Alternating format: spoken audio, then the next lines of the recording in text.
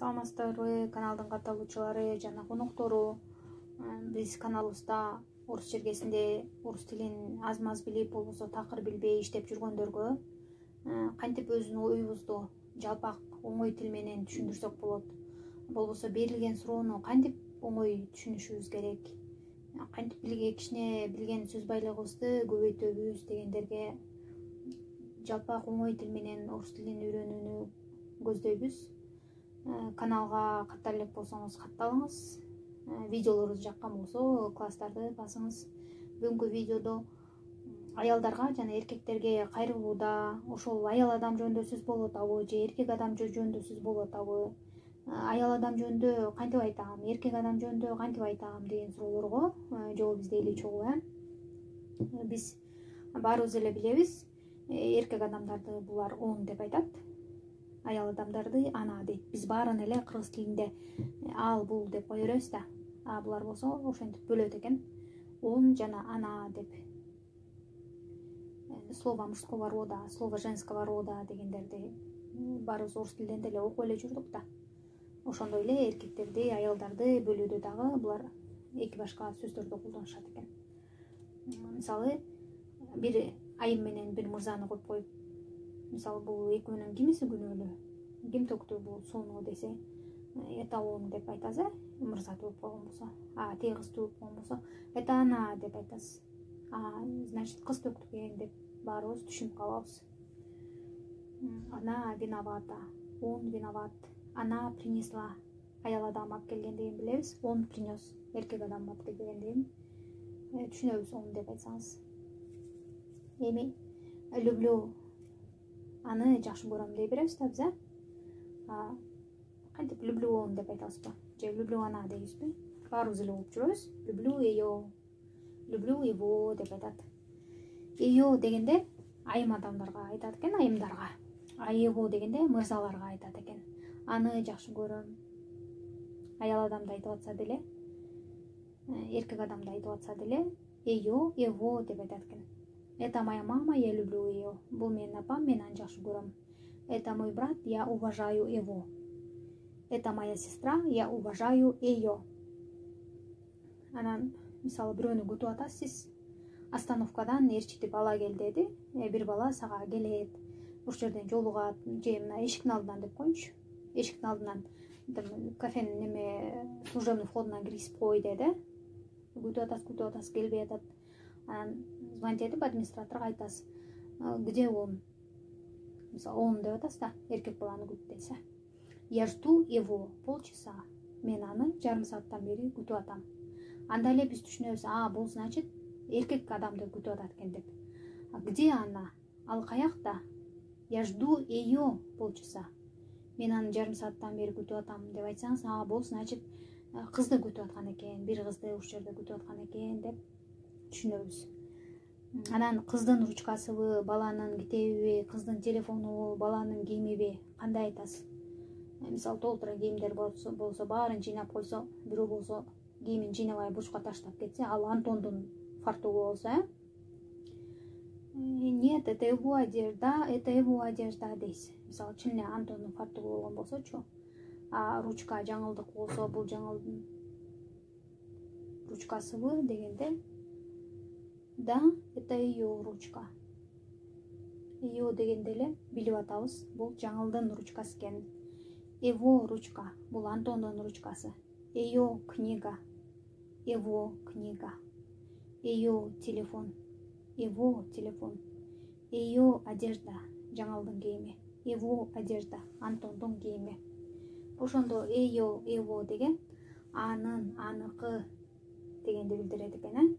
Люблю ее, люблю его деп атсаңыз, аны жакшы көрөрүңүздү билдирген сөз экен. С нее дегенде, спрошу с нее, спрошу с него, андан сурайм, бул кыздан сурайм, с него, бул баладан сурайм. Это лучший повар этого месяца, бул айдын эң мыкты повары. Берите пример с нее десе, уже эле түшүнөбүз, бул значит лучший повар этого месяца кыз экен деп. Берите пример с него десе, лучший повар месяца бала экен, Антон экен деп түшүнөбүз. Начну с него. Прием документов начинается. Я начну с него десе, баардык кыздар турса, бир эле бала турса, ушул баланын документин кабыл алып баштайт экен биринчи эле деп түшүнөбүз. Я начну с нее десе, бул кыздан баштайт экенин түшүнөбүз. Ошондо с нее айымдарга, с него мырзаларга, андан, ал бул кыздан, ал бул баладан деген маанини билдирет экен. Эй деп кантип айтабыз? Ему дегенде кантип айтабыз? Эгер сиз айымга, кызга акча карыз болсоңуз, же бир нерсени алып барып бергиңиз келсе, я должна ей отдать, я должна ему отдать.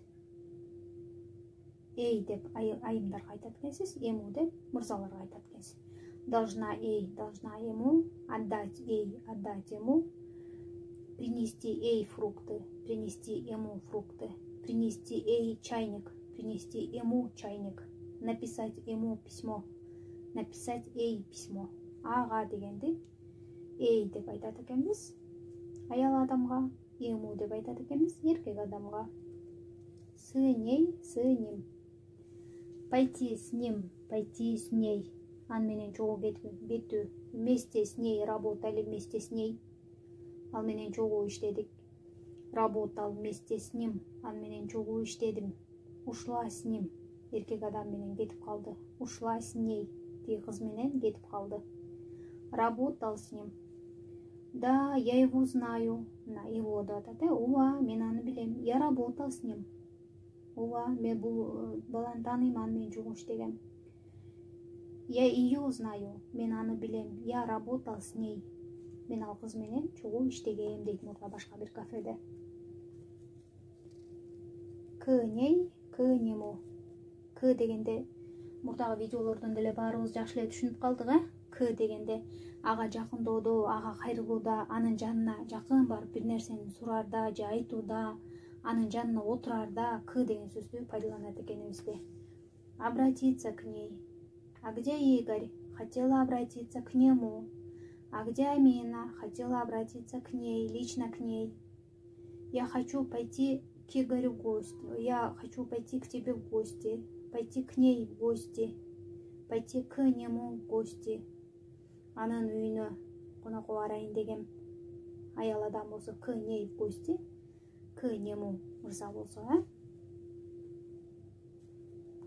О дегенде жөнүндө. Сен, мен, ал, бул деп адамдарды айтканда о деп айтат экенбиз, ошондо эле жөнүндө деп түшүнөбүз.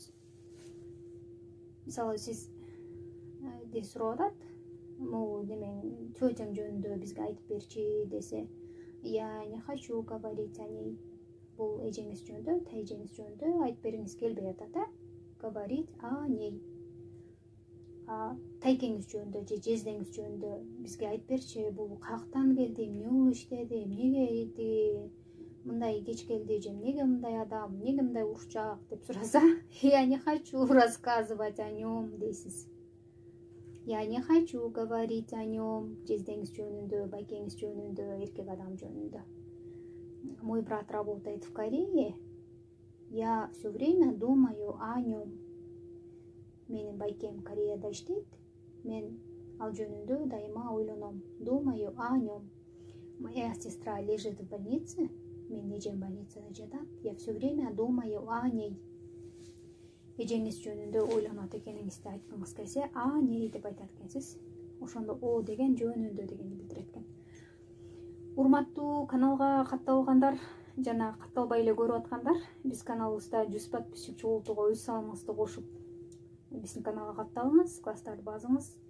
Анан дагы бир айтып койчу нерсе, бул каналда биз деле сиздерге окшоп эле орус чергесине, орусчаны кичине билип, бул жакта бирөөлөр болсо такыр эле билбей келип иштеп аткандарбыз да.